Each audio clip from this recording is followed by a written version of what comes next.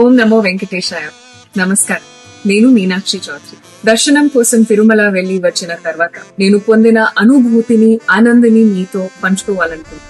నేను తిరుమలకి చాలా రెగ్యులర్ గా వస్తుంటాను, కానీ వచ్చిన ప్రతిసారి నాకు ఇది ఒక ఫస్ట్ టైం లాగా అనిపిస్తుంది. తిరుమలలో గాలిపుడ గోవింద నామస్మరణ చేస్తుంది. ఎన్ని టెన్షన్స్ ఉన్నా, ఎంత స్ట్రెస్ ఉన్నా, తిరుమలలో అడుగు పెట్టగానే మన మనసు ఒక ట్రాన్స్ లోకి వెళ్ళిపోతుంది. నన్ను నేను మర్చిపోయి ఆ గోవింద దర్శనం చేస్తాను. దర్శనం కంప్లీట్ అయ్యాక నేను ఒక చిన్న విషయం నోటీస్ చేశాను.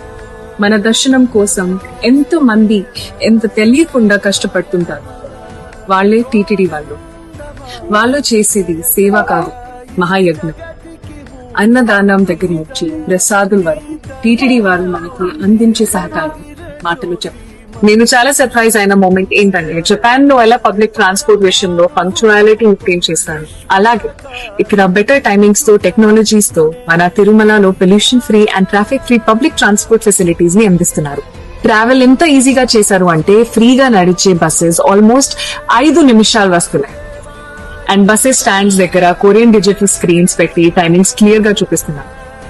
నెక్స్ట్ బస్ ఎప్పుడు వస్తుందో తెలుస్తుంది. స్పెషలీ ఎల్డర్స్ కి చాలా హెల్ప్ఫుల్ గా ఉంటుంది. ఇలా టీటీడీ మన డివోషనల్ ట్రిప్ ని ట్రాఫిక్ ఫ్రీ రోడ్స్ తో, హస్సల్ ఫ్రీ దర్శనంతో ఎంత ఆనందంగా మారుస్తుంది.